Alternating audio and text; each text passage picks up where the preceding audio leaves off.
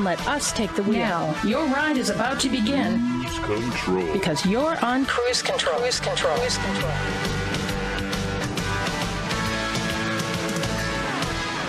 That's right. You are on cruise control. Welcome, everyone. I'm Fred Staub, and my co-host Les Jackson is right here. We are ready to take you on a ride around the automotive industry. Got a lot of stories going on.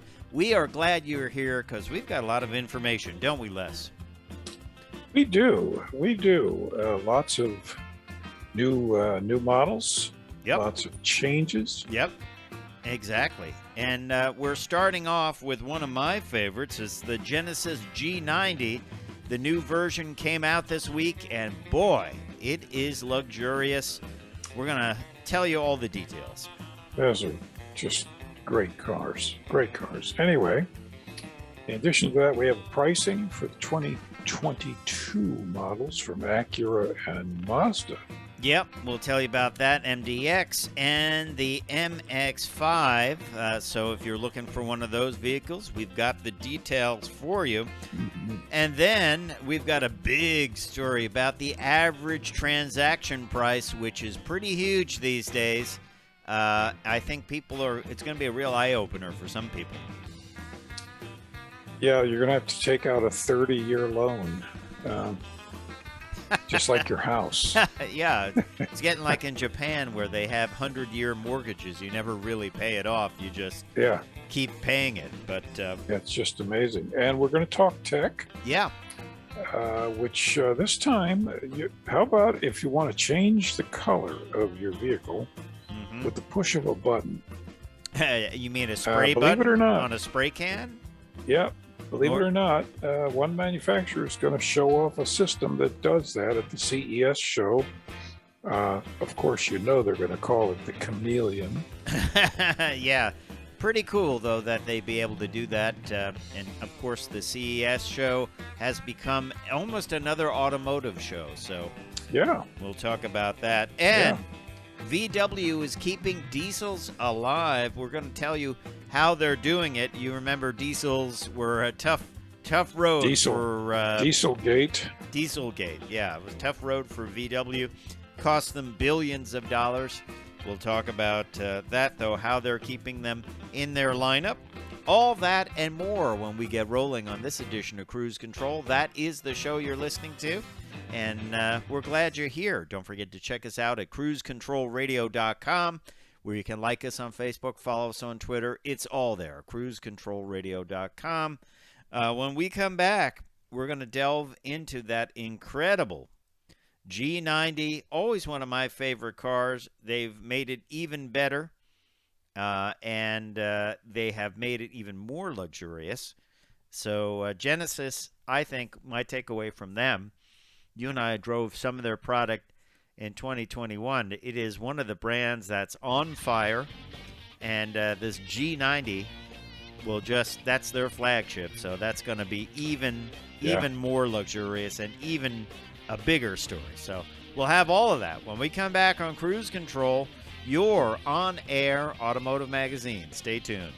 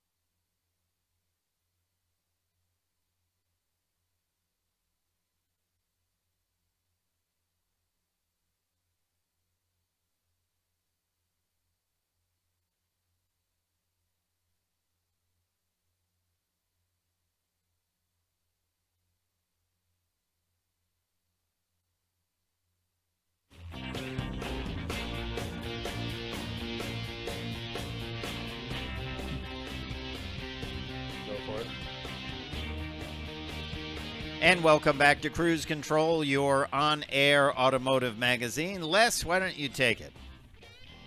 Well, the new Genesis G90, we both agree that Genesis is what a car ought to be. Mm-hmm. They're just so well done, and every new one is just even better. They're expensive, but they're nowhere near as expensive as the German super luxury cars. Oh, yeah. But they're every bit as good, probably better. I would say this would be put up there with the S-Class from Mercedes. Oh, sure. Sure. But it is easily $40,000 or $50,000 less, wouldn't you say? Yep.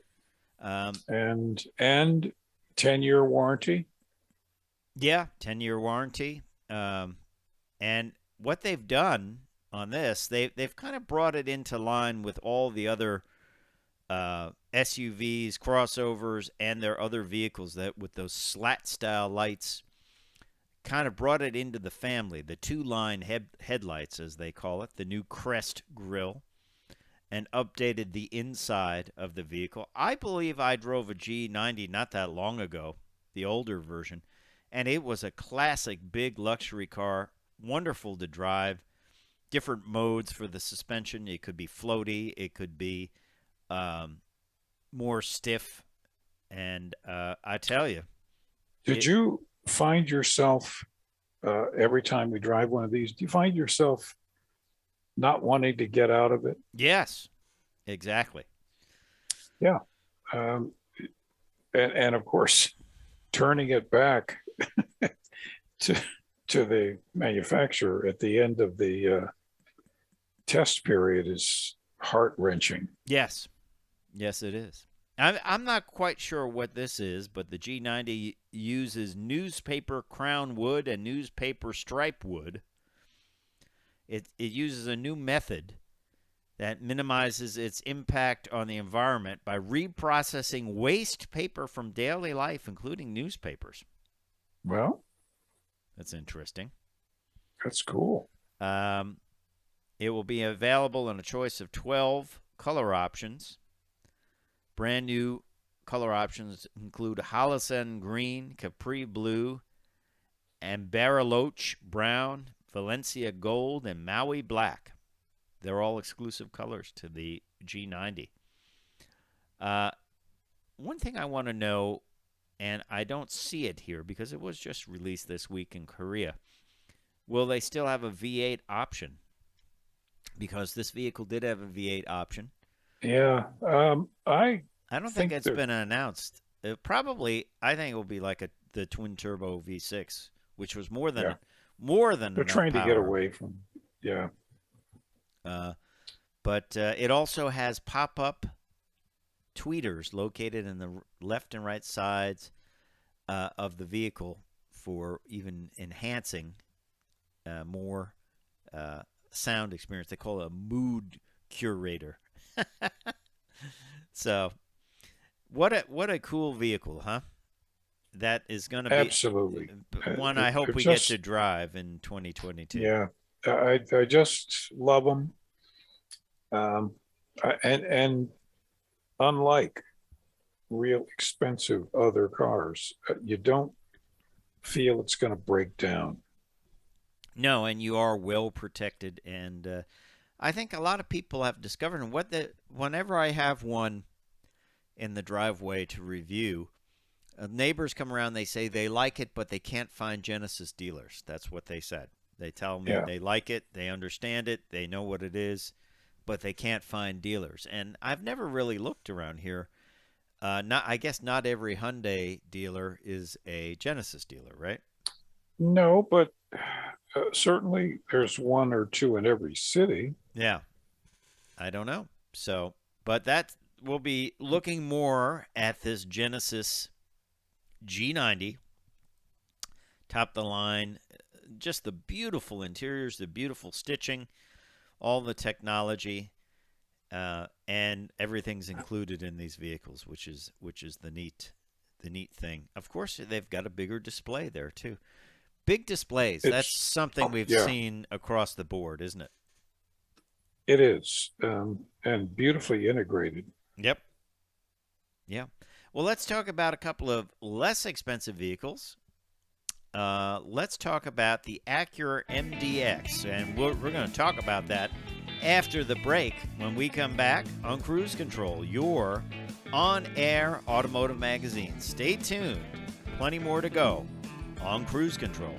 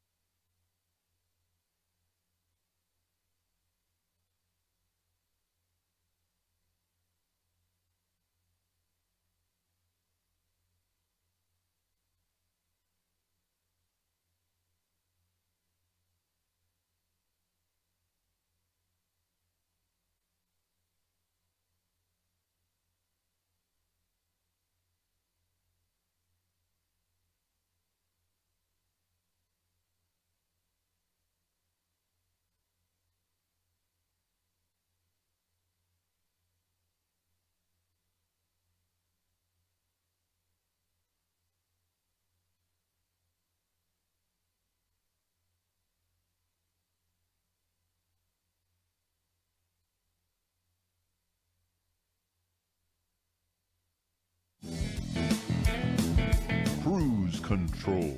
Welcome back to Cruise Control. Les and Fred here. We just before the break said we were going to tell you about the new Acura Mdx pricing, and nothing's cheap. No. Those days are over. Yeah, that's true. The MDX is terrific. Again, Acura seems to be overlooked a lot in the automotive world. I don't know why, but the MDX is loaded. You buy one, even the base, the lower priced model is chock full of everything. Yeah, that would be the MDX Type S. Type S, and there's everything in it. You don't need options. No, but you do get a 3-liter turbo V6, 355 horsepower, 354 pound-feet of torque. You get a 10-speed automatic. super handling all-wheel drive, Yep. air suspension, Adaptive air suspension, which is terrific. Brembo front brakes, 21-inch wheels, and an Acura first massaging seats with 9 different modes. Hmm. Ever have your However, massaging seat come on and you don't expect it? It's weird. yeah, the list of things is amazing. Yeah.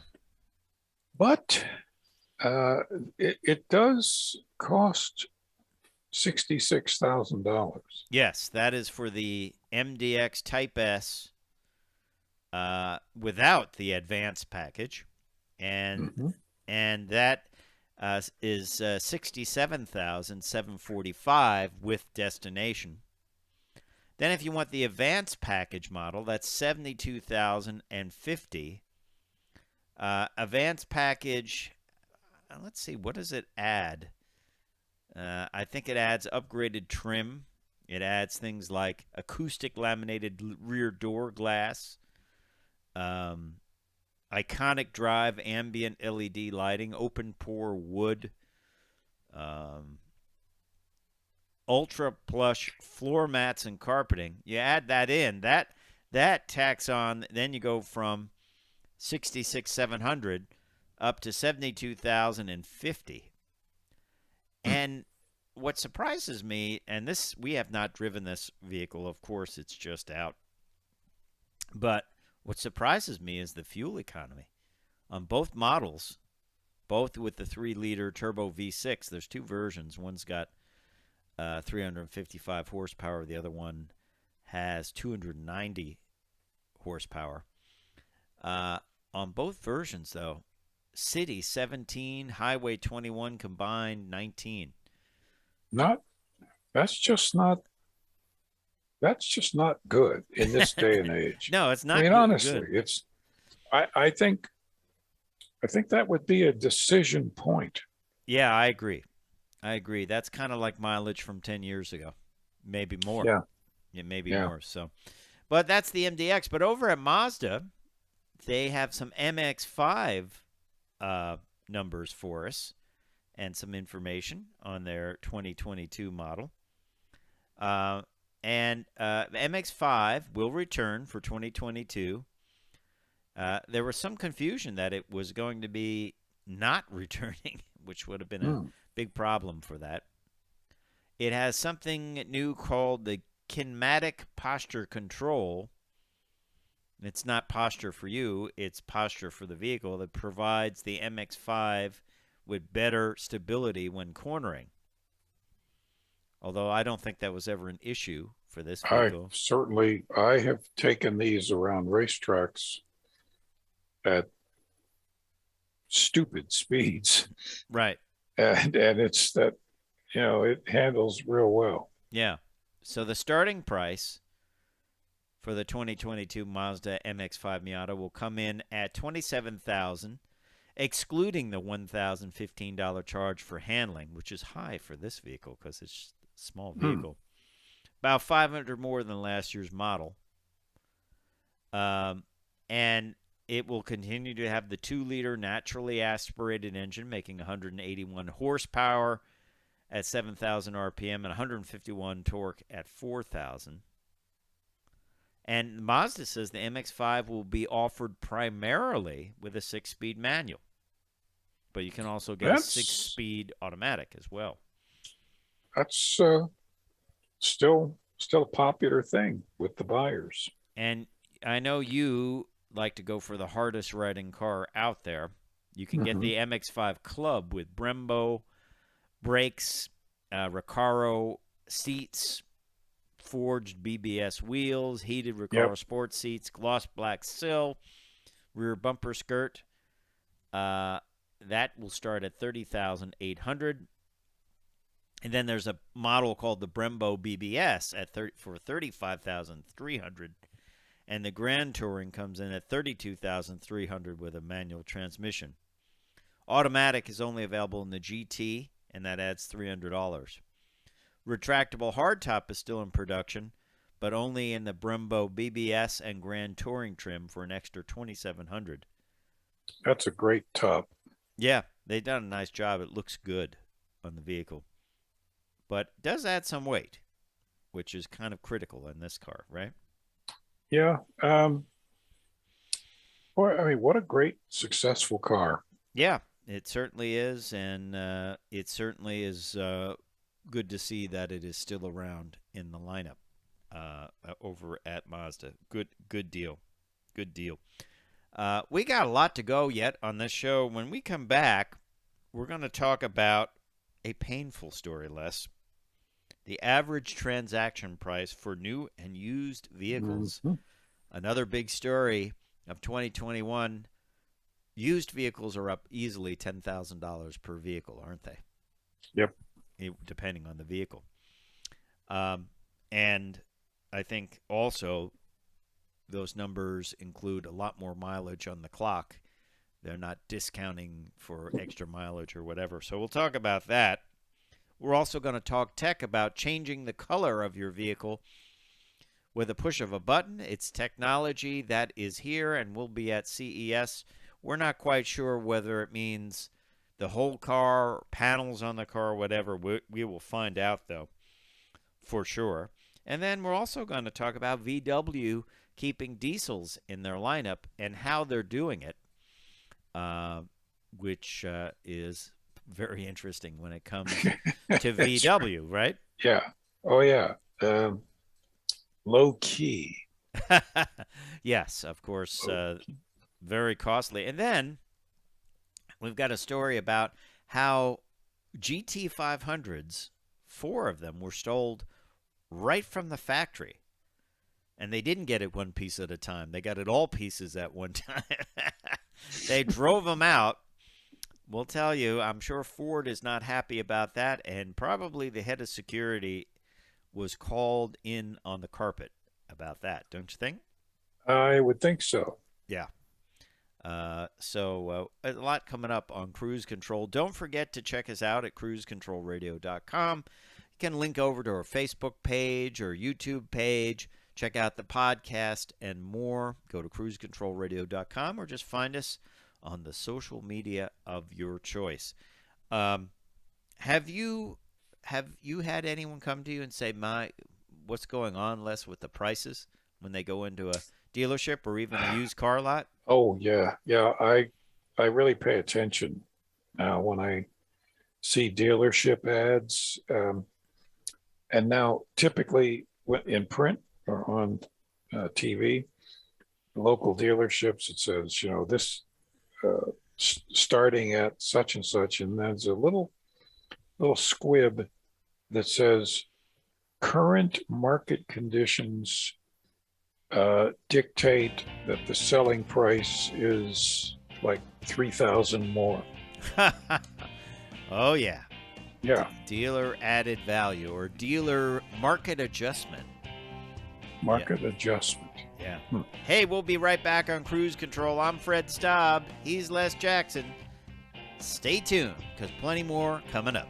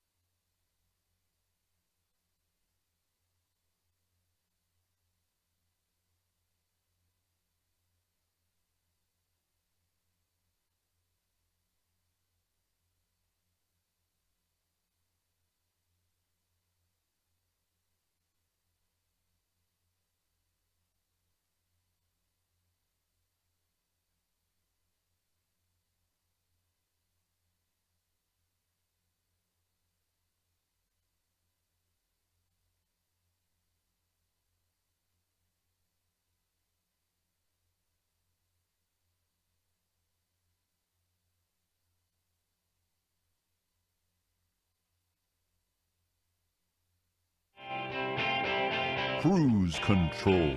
Welcome back to Cruise Control. I'm Les. He's Fred. We're just settling down to a long winter's nap. That's it. Not really. We have many more, well, a number more automotive stories for you before the hour's up. Oh, yeah. And, those that wanted a Mazda MDX 5, we talked about it before the break. Still a good deal. Yeah. Well, which is rare in the industry these days. exactly. Let's talk about this. This has been a story we talked about a lot, and you and I have counseled some people when they go in to buy a new vehicle this year, they are shocked because A, they might not be able to get it, B, the sticker prices are up, and C, dealer added value.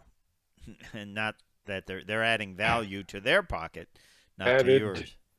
Yes, added ripoff. So here, of course, it has to do with everything. It's a shortage. I mean, the supply and demand, and there are a shortage of vehicles due to the chip shortage, due to many things. Kelley Blue Book is reporting the average new car transaction price is up 13% this year. The average price of buying a vehicle, all in, for a non-luxury vehicle, $43,144. Used cars. Wow. Since the pandemic began, used cars are up 40%. We said this before the break. Used cars, I've just looked at some used cars, and they're up $10,000 easily. Yeah, and they just keep going up. They just keep going up, and a lot of these cars are almost at 100,000 miles. So it's not like they're, oh, well, this has only got 5,000 miles on it. It's not a smart buy. No. I tell people to wait, don't you? To buy. If you possibly can wait or throw money into what you've got. Yeah. It's still cheaper. Yeah. Well, the average price, they say one of the number for the average transaction price, one of the reasons it's gone up is the fact that people don't want sedans. Cars are at $41,026 average transaction price, while SUVs are at $45,201. Vans, $46,523. Trucks, meaning pickup trucks, $54,462. It is common to pay $65,000, $75,000 for a pickup truck. Yeah. Remember when pickup trucks were rubber floor mat, stick shift, bench seat, a truck that you threw crap in and drove around? $16,000. $16,000. Even I even remember the base Silverado 8-foot bed being like $22,000, something like that on average. But no more. That has gone away. You just look at the average transaction prices, and Kelley Blue Book's broken it out a little bit, and the numbers that are up. I mean, it's just huge. It really is huge. There's no way around it. There's no slicing it up. Across the board, these numbers are huge. And as we were talking about before the break, it is very common to pay over sticker. I mean, if you do it, even for cars that are not just a car. Yeah, just a car. I still say my best advice is go in and buy a sedan. I want a sedan because. But even so, I priced Honda Accords last week. Great car. $25,000 buys you a base Accord, nicely equipped. But at the dealers here around DC, you can't buy it for that. You have to pay $28,000 to $29,000. Wow, pure profit. Pure profit, and the dealer fee, processing fee, which is nonsense. To fill out a piece of paper. Yeah. It's just like saying Yeah. So It's it's the old restocking fee. You buy something, or mhm. such and such fee to put it in, get it off the shelf is $20. Yeah, I tell you, it's a difficult time to buy cars, and some of you will have to buy a car because A, you need another car. B, uh, something happened to your car, whatever. But man, it is. Don't be shocked. Just listen to the show and go in there ready to have a completely different experience, ready to not be able to get what you want. I think I told you the story. We had a neighbor that bought a new electric vehicle, a Volkswagen electric vehicle, and he was shopping around, couldn't find one. The dealer said, "Get down here immediately," because the guy just that ordered this just canceled it. He said, "If I didn't come, I think he was in the neighborhood. He said, if I didn't come over there right away, I would have lost it. It would have been gone within an hour. They're just not around." Well, this brings up a question. If you had your car and it's got 80,000 miles on it, and you're sort of tired of it right now, and the transmission fails, ordinarily you'd say, "Oh, the heck with it. I'll just buy get rid something of new. it, buy a new one." Wouldn't you replace the transmission now? Yeah, I think you would. Otherwise, you have to go in and realize you're going into a dealer. You're not going to be able to deal much, and you're to pay over MSRP for an average car, let's say, would just be too Yeah. much pain to endure. Well, if you can put the money in and get another couple of years out of what you got, Maybe this will clear you'll up. be much better off Do you think 2 years from now. Do you think it will clear up when the chips? Do you think they Oh, will sure. drop these fees, or Sure. will they be trying to say, "Oh, that's going forward"? You know, No, right because now it's supply and demand. because some dealers would always just drop it. Yeah. Of course, one of the biggest stories is Kia Telluride. Those things, you go in there and they're asking way over MSRP. They can't build enough of them. And think of how frustrating this is for the manufacturers. You've got people like saying, "Please, I want one of these. Can I order one? Yeah. I'm ready to buy."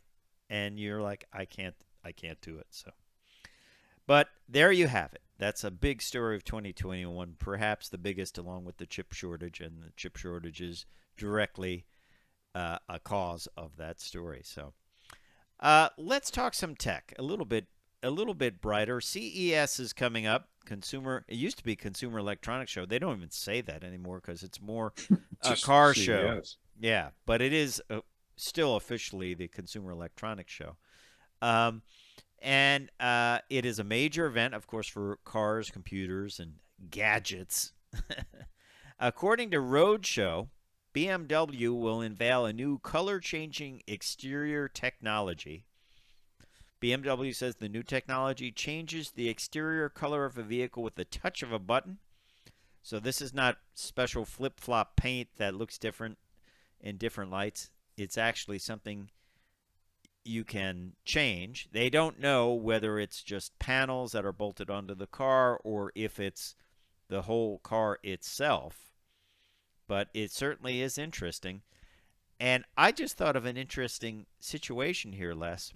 So you register your car, they say, "What color is it?" Right? Oh, it's Yeah. red. Well, it's red if I push the button this way. If it's blue when I push this way. What do you think? What do you think's going to happen there? Well, you're going to have a color of record. I guess so. Whatever it was when the person looked at it, I guess initially, but I'm anxious to see this. I just don't think it's going to be that great. it may not be the whole car either. It may be side panels or Yeah. trim or something like that. But who knows? We'll see. I think it's an interesting concept, though.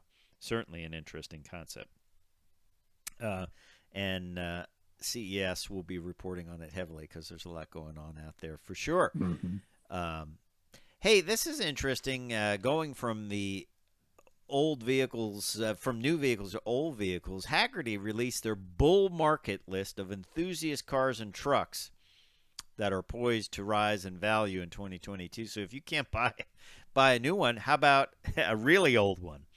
They they say the 1965 to 1970 Cadillac DeVille is one, and currently trading at about $28,800.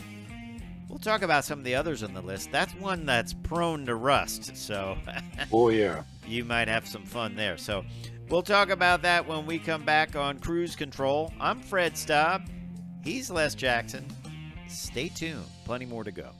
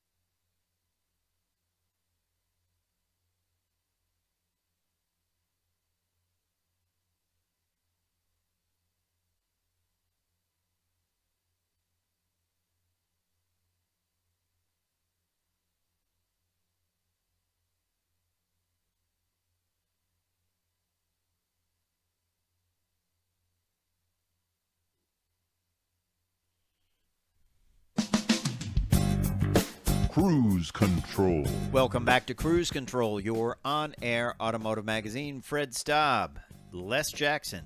We are here with you talking about Hagerty's list of the bull market enthusiast cars that you should grab.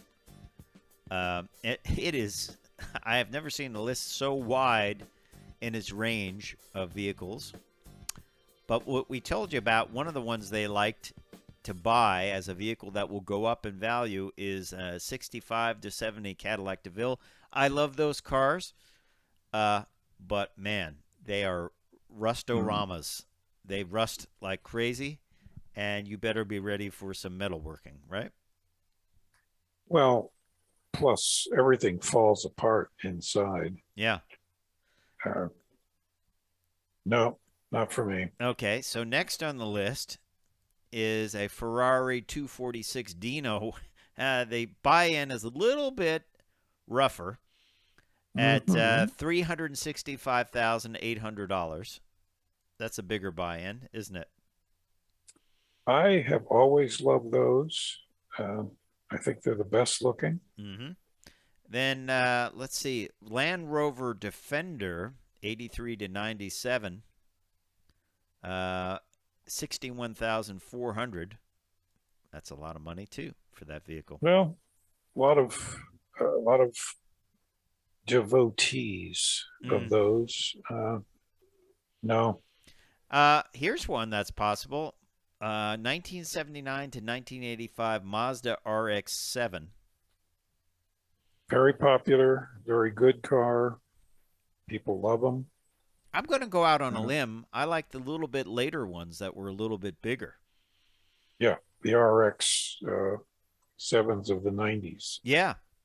I thought they had a really cool body shape. Yeah, me too. And I thought they looked better than the original, but that's just me. Mercedes 230 SL buy-in is $80,500. They say this is the vehicle that sent Mercedes down a new path. Those are nice cars for sure. Expensive to get parts, though, I bet. Oh yeah. Mechanical fuel injection. Here's a obvious one: Pontiac Gto, 100,200. Probably you better be very up on your knowledge of whether it's an original GTO or not, because there are a lot of Le Mans. I remember I had a friend that had a Le Mans car, and he didn't think much of it. And it was mint.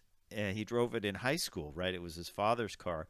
I forget what engine it had in it, but I thought this would make a great GTO clone at the time because it was really a perfect car. I thought it had a nice interior. I thought, hey, or just make it it would have just been a cool street car to have today. I would have liked it just the way it was. I don't remember what the engine was in it. I know everyone's like, put an LS in it. Put an LS in everything. Put an LS in your, lawnmower. So, Porsche 968, $38,000. Not a bad buy-in, is it? No, not bad. I like the looks of those. Now we're getting to the more interesting things on the list. 1985 to 1995 Suzuki Samurai, $10,500 to buy in. I predicted when we were testing those years ago that they were going to be collectible. Interesting. Why is that? They're cute. They're cute. Okay. They're cute and they were fun to drive. Okay. Tesla Roadster Sport. This is the original Lotus-bodied car. There's actually a guy on LinkedIn. I see him all the time. His whole business is bringing these things back to life. So that's interesting. $97,100 to buy in. And the list for Hagerty's Bull List: 1975 to 1993 Volvo 245. Very affordable, $15,800 to get into that. That's not bad, right? Yeah, but they're just sort of boxy. But sturdy. Yeah. Yeah, I think the Suzuki Samurai is the easiest one to get into. Without probably you can get some cheap parts for that. I bet, don't you think? Yeah. Oh, sure. Yeah. So anyway, that's their bull list. Interesting stuff. Something happened this week over at Ford, and I'm sure somebody's going to hear about this because it seems like over at Ford, some GT500s, GT500 Mustangs, a very capable car. I had a chance to drive this on the track. What a great car. They were stolen right from the factory. Brand new GT500s from the Ford plant. According to Flat Rock police, one of the 4 cars ended up crashing through a security gate, but no footage exists of the event. They targeted the Ford plant located at 1 International Drive at approximately 10:50 p.m. on Sunday night.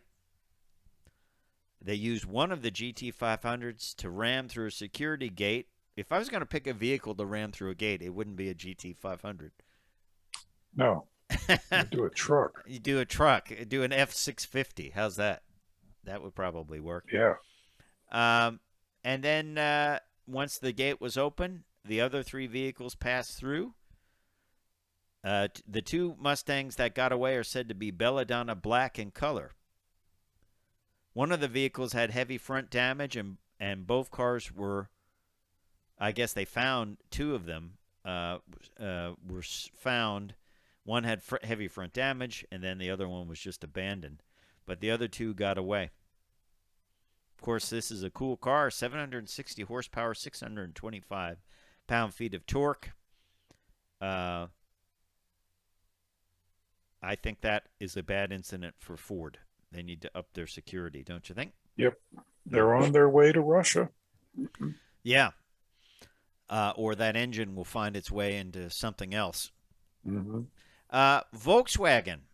How are they keeping diesels alive? Well, of course, there was Dieselgate about faking emissions, qualifications, and things like that. But they're keeping diesels alive, especially in Europe, where they can burn this paraffinic-based biological waste, vegetable oil, cooking oil, or sawdust, basically biodiesel. And these will be able to, from the factory, burn those fuels. And they think it's one way to keep diesels in their lineup. Cleaner fuels, burning up waste fuels. Of course, both Porsche and Bentley are still actively pursuing synthetic fuel. People have been pursuing synthetic fuel since World War II, haven't they? Yeah. Oh, yeah. With about a minute left, do you think one day we will see a completely clean fuel that can be used in the fossil fuel vehicles that will exist 30 years in the future, or perhaps classic cars? It will be completely synthetic, and everything dirty in it will be significantly cleaner. Well, yeah, but it would have to be hydrogen and liquid oxygen. Yeah. And what would it cost per gallon? Who knows? Yeah, of course, a Porsche is doing is creating a plant out in the middle of the desert somewhere. I think in South America. But hey, when we were glad that you've joined us for this ride. We appreciate you listening to Cruise Control. Don't forget to check us out at cruisecontrolradio.com. You can like us on Facebook, follow us on Twitter, check out the podcast, and all. I'm Fred Staub. I'm Les Jackson. We'll see you down the road.